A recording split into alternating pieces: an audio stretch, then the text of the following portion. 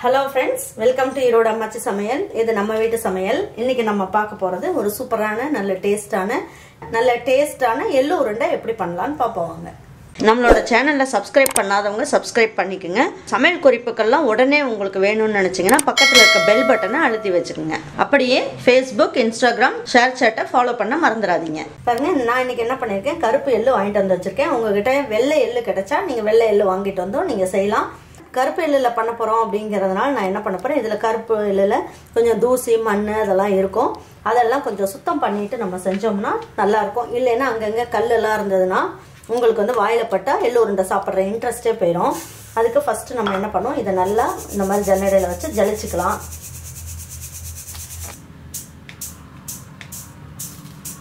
இப்போ இதை ஒரு பாத்திரத்துக்கு மாத்திக்கலாம். பாத்திரத்துல மாத்திட்டு இதை வந்து 2 வாட்டி தண்ணி ஊற்றி நல்லா கழுவிட்டு நல்லா அரைச்சிக்கணும். இந்த மாதிரி அரைச்சிட்டோம் அப்படின்னா உங்களுக்கு வந்து இதுல இருக்க கல்லெல்லாம் கீழே விழுந்துடும். கழுவிட்டு எடுத்து போடும் போது என்ன பண்ணுங்க, ஒரு அலசின மாதிரி ஊற்றுங்க. நம்ம இப்போ இப்படியே அலசி ஊற்றணும் இல்லைங்களா, கீழே எல்லாம் கல் இருந்து எல்லாமே நின்றுக்குச்சு. நல்லா பாருங்க தண்ணியெல்லாம் வடிஞ்சிருச்சு. இப்போ இதில் இருக்கிறத நம்ம கீழே ஊற்றிடலாம். இப்போ இதை வச்சுட்டு எப்படி நம்ம எள்ளு உருண்டை செய்யலான்றதை பார்ப்போம் வாங்க. இப்போ இந்த ஒரு வடியில் போட்டோம் இல்லைங்களா, இது 1 நிமிஷம் அளவுக்கு இந்த மாதிரி வடியில் போட்டால் போதும். இருக்கிற தண்ணி எல்லாமே வடிஞ்சு வந்துடும். இப்போ என்ன பண்ணலாம், இது மாதிரி ஒரு சட்டியை எடுத்துக்கலாம். நல்லா எண்ணெயெல்லாம் எதுவும் ஊற்றக்கூடாது, வெறும் சட்டியில் இதை வறுத்து எடுத்துக்கலாம். அப்படி உங்களுக்கு டைம் இருக்குன்னா நீங்கள் என்ன பண்ணலாம், இதை வந்து வெயிலில் வச்சு நல்லா ஒரு துணியில் போட்டு நல்லா காய வச்சுக்கலாம். அப்படி டைம் இல்லாதவங்க இந்த மாதிரி செஞ்சுக்குங்க.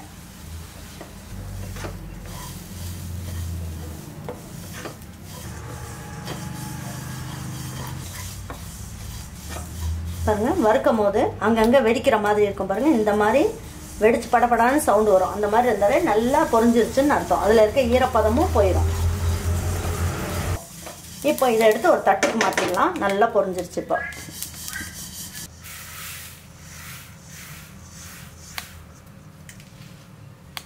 இப்போ நான் வந்து 150 கிராம் அளவுக்கு எள்ளு எடுத்திருக்கேன் அப்படின்னா இதில் வந்து 200 கிராம் அளவுக்கு வெல்லம் எடுத்து வச்சுருக்கேன், இடித்த வெல்லம். இதில் ஒரு 1/4 கப் அளவுக்கு தண்ணி ஊற்றிக்குங்க. ரொம்ப வேண்டாம், இந்த அளவுக்கு ஊற்றினீங்கன்னா போதும். அப்படின்னா முழுகிற அளவுக்கு இருந்தால் போதும். இது போடும் போதே நம்ம என்ன பண்ணுவோம், ஒரு 1/4 ஸ்பூன் அளவுக்கு ஏலக்காயும் இதிலே போட்டுடலாம். போட்டுட்டு இது வந்து நல்லா கட்டி இல்லாமல் நல்லா கொதிக்க வச்சு எடுத்துடலாம். இது வந்து நம்ம ஃபஸ்ட்டு வடிகட்டி எடுத்துக்கலாம். ஏன்னா எந்த ஒரு வெல்லம் வாங்கினாலும் அதில் வந்து கல் இருக்கா மண் இருக்கான்றது அவ்வளோவா தெரியாது. அதனால் இதையும் வந்து நல்லா ஒரு கொதிச்ச உடனே வடித்து எடுத்துடலாம். நான் ஏலக்காவை நல்லா பவுட்ரு பண்ணி போட்டதுனால உங்களுக்கு வந்து நான் இப்போயே போட்டுட்டேன். நீங்கள் சக்கையோடு போட்டிங்க அப்படின்னா கூட இந்த ஏலக்காயோட இந்த தோலெல்லாம் இருக்கும் இல்லைங்களா, அதோடய போட்டு இதில் நல்லா கொதிக்க வச்சுட்டு அதுக்கப்புறமா வடிச்சிருங்க. அதோட தோல் எல்லாமும் நம்ம வடிச்சு எடுத்துடலாம். பாருங்க இந்த அளவுக்கு நல்லா கொதிக்க வச்சாச்சு. இப்போ வெல்லம் வந்து நல்லா கரைஞ்சிருச்சு. கல் மண் இல்லாமல் இதை வடிச்சு எடுத்துடலாம்.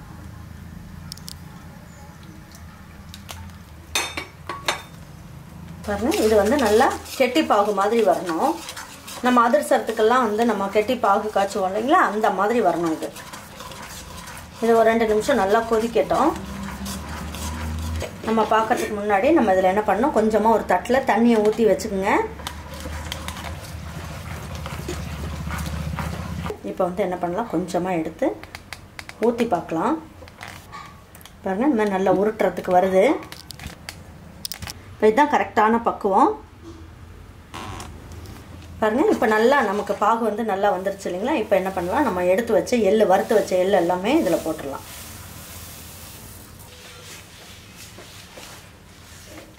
ஸ்டவ் ஆஃப் பண்ணிடுங்க. இந்த சூட்லேயே இதை வந்து நல்லா கிண்டி விட்டுடலாம். பாருங்க கரெக்டான பக்குவத்தில் இருக்குது. இதை சூடோடையே வைக்க வேண்டாம், ஏன்னா இந்த பாத்திரம் நல்லா சூடாக இருக்கிறதுனால இறுகிரும் சீக்கிரம்.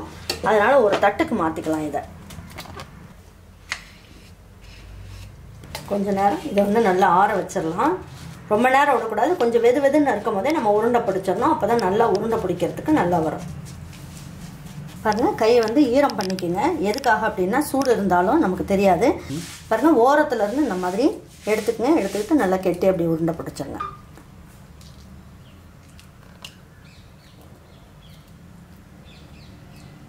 பாருங்கள் இந்த சைஸ்க்கு ஒவ்வொருத்தரும் ஒவ்வொரு உருண்டை எடுத்து அப்படி அப்படியே வாயில் போட்டுக்கலாம்.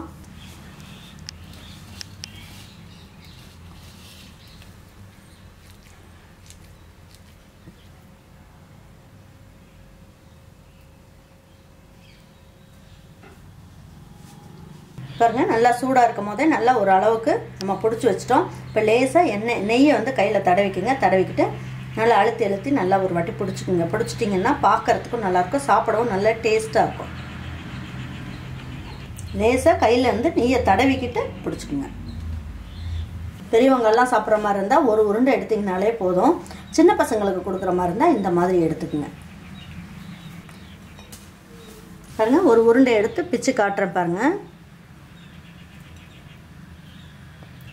நல்லா மெதுன்னு சூப்பராக இருக்குது. சாப்பிட்றதுக்கு ரொம்ப நல்லாயிருக்கும். நல்ல எள்ளெல்லாம் பார்த்திங்கன்னா நல்லா மொறுமொறுனும் ரொம்ப நல்லாயிருக்கும். பாருங்கள் நல்லா ஜம்முன்னு உருண்டை வந்து நல்லா பிரிஞ்சே போகாமல் ரொம்ப நல்லா வந்திருக்கு. இதே மாதிரி ஒரு எள்ளு உருண்டையே உங்கள் வீட்டில் இருக்கவங்க எல்லாருக்குமே செஞ்சு கொடுங்க. செஞ்சு கொடுத்துட்டு அவங்களுக்குலாம் பிடிச்சிருந்ததுன்னா லைக் பண்ணுங்கள், ஷேர் பண்ணுங்கள், சப்ஸ்கிரைப் பண்ணுங்கள், மறந்துடாமல் கமெண்ட்ஸ் பண்ணுங்கள். தேங்க்யூ ஃபார் வாட்சிங் ஈரோடு அம்மாச்சி சமையல். தேங்க்யூ.